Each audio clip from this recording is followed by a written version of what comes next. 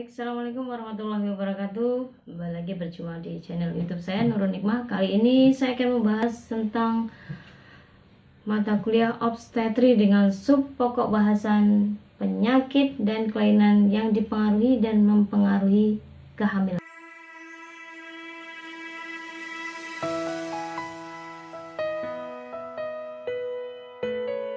Baik, pertemuan kali ini dengan mata kuliah obstetri dengan pokok bahasan penyakit dan kelainan yang dipengaruhi dan mempengaruhi kehamilan. Materi ini diperuntukkan untuk mahasiswa kebidanan, ya.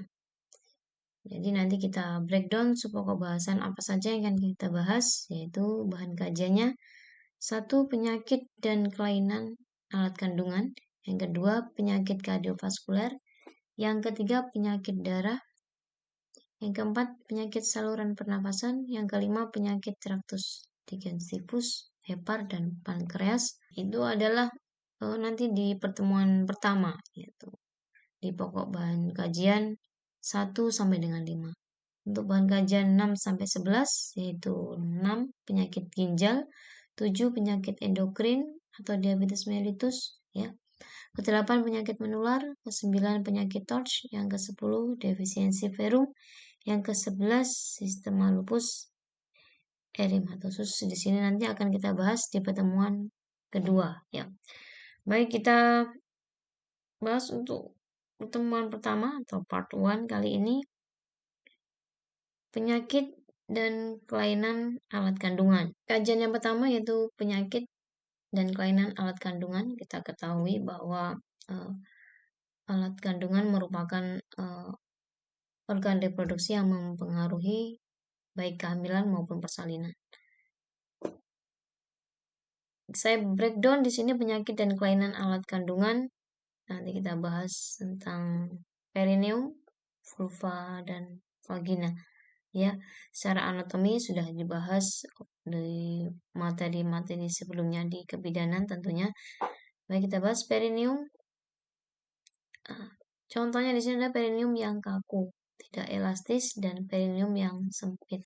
Penyakit dan kelainan alat kandungan, nanti kita bahas tentang perineum, vulva, vagina, dan kemudian uterus. Baik, perineum di sini merupakan hal yang penting dalam mempengaruhi kehamilan maupun persalinan. Perineum umumnya lunak, ya, tidak kaku dan elastis, ya. Itu untuk memperlancar proses persalinan. Biasanya kalau ada robekan ya sampai derajat 1 dan 2. Perineum yang kaku, tidak elastis, dan perineum yang sempit itu sangat mempengaruhi dari kehamilan. Biasanya mempengaruhi proses persalinan di kala 2-nya. Kemudian biasanya terjadi robekan perineum sampai derajat 3. Ini biasanya risiko pada primitua atau kehamilan usia 35 tahun. Umumnya perineum yang kaku, tidak elastis, biasanya kalau yang sempit, untuk menghindari robekan yang sampai derajat 3, umumnya dilakukan episiotomi. Ya, jadi episiotomi lebih merapikan robekan perineum itu sendiri.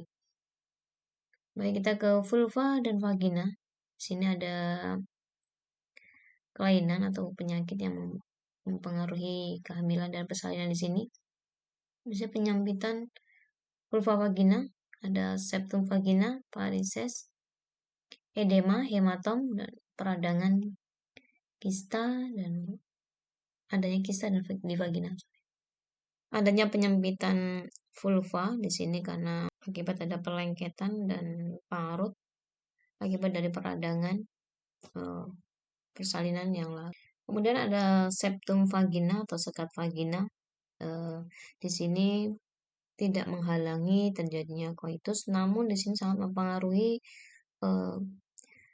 persalinan. Jadi penurunan kepala dipengaruhi karena adanya septum vagina.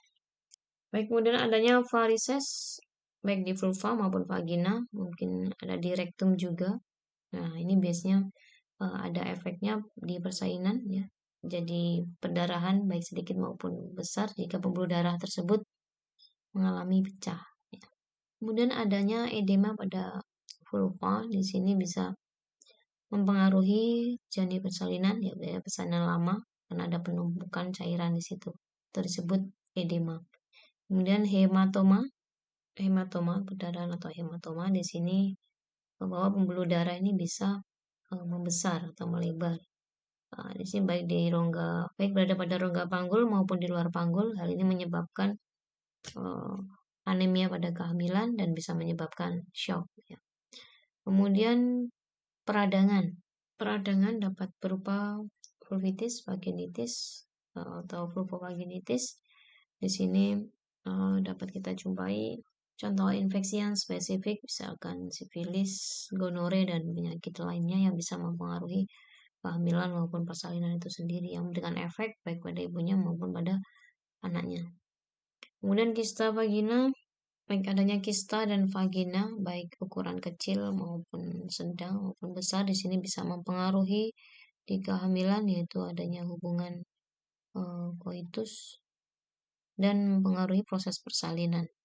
Penyakit dan kelainan alat kandungan uterus.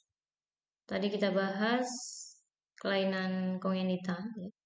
Sekarang kita bahas kelainan letak rahim, di mana saya bahas 3: perut gantung, retrofleksi uterus, dan prolaps uteri. Jadi perut gantung atau abdomen pendulum di sini sering dijumpai atau disebabkan karena ibu sebut multipara atau grande multipara bisa jadi. Untuk dampak atau efek dari perut gantung sendiri di sini dapat mengakibatkan terganggunya proses persalinan. Kemudian terjadinya kelainan letak atau kesalahan letak janin. Kemudian kepala janin tidak masuk ruang panggul. Nah, itu yang bisa disebabkan karena kelainan letak rahim, itu perut gantung. Kemudian retrofleksi uterus. Retrofleksi uterus dapat mengakibatkan koreksi spontan, abortus, dan koreksi tidak sempurna. Nah, itu retrofleksi uterus, ya, posisi uterus untuk yang normal yaitu antofleksi, bisa di atas vesika urinaria. Jadi kalau retrofleksi uterus ini kelainan karena uterus biasa ke belakang mendekati tulang belakang, jadi menghadap ke belakang, ya. Kemudian prolaps uteri. Nah, ketiga ini prolaps uteri karena kelainan letak rahim, itu prolaps uteri. Merupakan turunnya uterus atau rahim melalui vagina. Prolaps uteri ada tingkatannya, ya. Sini ada 3 tingkatan, ya. Jadi tingkatan 1, uterus turun dengan serviks sampai introitus vagina, ya. Jadi serviks turun sampai introitus vagina. Yang tingkatan 2, sebagian uterus keluar dari vagina. Kalau tadi yang tingkatan 1 masih di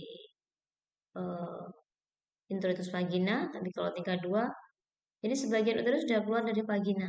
Nah, tingkatan 3, uterus keluar seluruhnya dari vagina dengan inversio vagina. Jadi semuanya organ uterus ini keluar. Nah, itu beberapa kelainan letak rahim, ya. Baik, slide berikutnya penyakit dan kelainan alat kandungan, ya, uterus juga bisa kita bahas. Di slide ini saya tambahkan 2, tumor rahim dan kelainan ovarium, ya. Tumor rahim dapat berupa, di sini saya menggambarkan mioma uteri, ya. Mioma uteri dapat mengakibatkan sering terjadinya abortus, kelainan letak janin, dan kelainan letak plasenta dan lain sebagainya. Kemudian ada kanker rahim, dapat terjadi kemandulan, abortus, menghambat pertumbuhan janin, kelainan pada persalinan, perdarahan, dan infeksi. Jadi adanya massa, ya, kalau yang jinak maupun ganas nanti perbedaan mioma dan kanker, ya.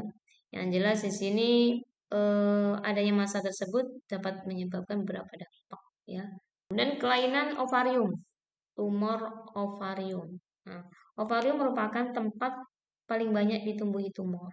Dapat berupa kistik, ya, atau cairan padat atau solid baik kecil maupun besar, dan memberikan pengaruh hormon.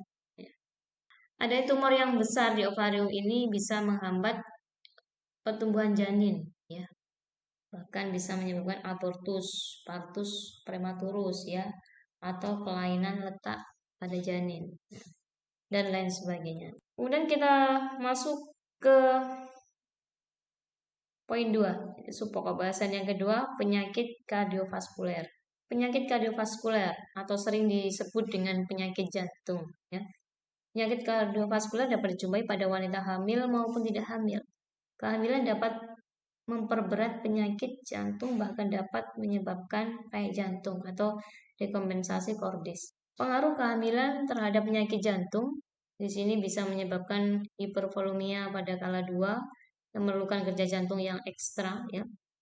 Kemudian pengaruhnya penyakit jantung terhadap kehamilan itu sendiri bisa menyebabkan abortus, kemudian prematur atau dismatur, atau bahkan bisa menyebabkan IUFD, ya, intrauterine fetal death di situ. Kemudian klasifikasi jantung dalam kehamilan, nah ini ada baik klasifikasi penyakit jantung dalam kehamilan ada 4 kelas di sini. Kelas 1 di mana di situ eh, tidak ada pembatasan kegiatan fisik, ya, biasanya tanpa gejala. Di mana kelas 1 di sini tanpa ada pembatasan kegiatan fisik, ya, tanpa gejala, ya, kegiatan seperti biasa normal. Kelas 2 sedikit dibatasi kegiatan fisiknya dan istirahat, tidak ada keluhan. Kemudian jika ada kegiatan fisik, ada timbul gejala insufisien jantung, ya. Kalau kelas 3 di sini kegiatan fisik sangat dibatasi, eh, istirahat, tidak ada keluhan, tapi jika sedikit kegiatan fisik bisa menimbulkan gejala insufisien jantung, ya. Jadi kelas 3 ini kegiatan fisik sangat dibatasi, dari beda sama kelas 2. Kalau kelas 2 sedikit dibatasi. Kelas 4, waktu istirahat dan kegiatan fisik yang tidak berat dapat timbul keluhan. Jadi meskipun istirahat, dia timbul keluhan. Baik, penyakit kardiovaskuler atau hipertensi di sini dalam kehamilan berarti wanita telah menderita hipertensi sebelum hamil. Disebut juga sebagai preeklamsi. Preeklamsi tidak murni. Hipertensi dalam kehamilan berarti wanita telah menderita hipertensi sebelum hamil. Disebut juga sebagai preeklamsi tidak murni. Superimpos preeklamsi bila disertai dengan protein urin dan edema, ya. Penyebab utama hipertensi dalam kehamilan yaitu hipertensi yang esensial dan penyakit ginjal. Kita masuk ke subpokok bahasan ketiga, penyakit darah, ya. Penyakit darah atau biasa familiar disebutkan yaitu anemia. Anemia juga penyakit darah. Di sini saya paparkan beberapa penyakit darah, ya. Saat anemia dan leukemia. Kita sudah familiar dengan anemia. Katakan anemia berat jika HB kurang dari 10 gram persen, ya. Anemia gravis di sini kurang dari 6 gram persen. Penyebab anemia sangat banyak sekali yang kita sudah ketahui bahwasanya banyak faktor yang menyebabkan anemia. Di antaranya di sini saya tuliskan kurang gizi, kemudian kurang zat besi, malabsorpsi, kehilangan banyak darah, dan penyakit-penyakit kronis yang tentunya itu semua bisa mempengaruhi kejadian atau terjadinya anemia. Kemudian pengaruhnya terhadap kehamilan apa kalau ada penyakit darah yang anemia ini? Di antaranya bisa abortus, ya, bisa partus prematurus atau neuteri, ya, bisa menyebabkan perdarahan, IUFD, kemudian cacat bawaan, dan cadangan zat besi dalam tubuh, YB itu kurang. Selain anemia juga ada faktor lain atau jenis lain yaitu leukemia. Jadi leukemia dalam kehamilan tidak begitu saling mempengaruhi, namun pada wanita yang terkena leukemia ini harus digarisbawahi, harus lebih intens atau sering memeriksakan diri secara teratur, lebih sering memeriksakan. Penyakit saluran pernafasan, ya, ini subpokok bahasan keempat kita, penyakit saluran pernafasan. Penyakit paru-paru tidak mempengaruhi kehamilan, persalinan, nifas, kecuali jika penyakit ini tidak terkontrol, eh, berat, dan kemudian penyebaran penyakitnya semakin luas, dan ada disertai dengan sesak nafas. Ada 3 penyakit paru-paru yang memerlukan perhatian khusus ya, dalam kehamilan. Di sini saya paparkan ada 3, TBC paru-paru, asma bronkial, dan pneumonia. Baik, TBC paru-paru biasanya bayi akan ditulari ibunya setelah kelahiran. Dan ada TBC bawaan, ya, kongenital. Nah, ini sangat jarang untuk yang pengaruh pneumonia terhadap kehamilan sangat bervariatif ya.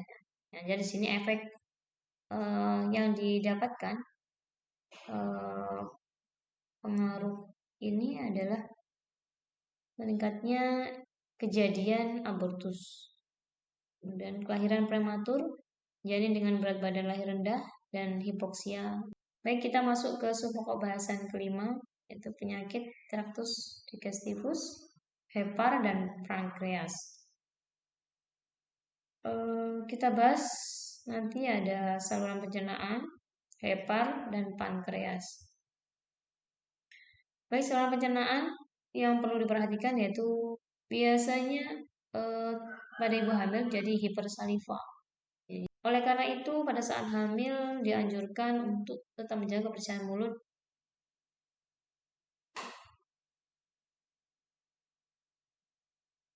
Esofagus ini bisa menyebabkan pirosis. Ini karena efek mual muntah yang sering terjadi pada ibu hamil karena adanya peningkatan asam lambung. Ya. Kemudian di lambung ada hernia hiatus, ulcus pepticum, dan gastritis. Nah, itu yang umum terjadi pada ibu hamil. Usus besar, apendisitis, kolitis. Baik, demikian semoga materi ini bermanfaat. Jangan lupa tonton lanjutan dari video ini part 2 yang akan membahas tentang penyakit-penyakit lain yang bisa mempengaruhi atau dipengaruhi kehamilan.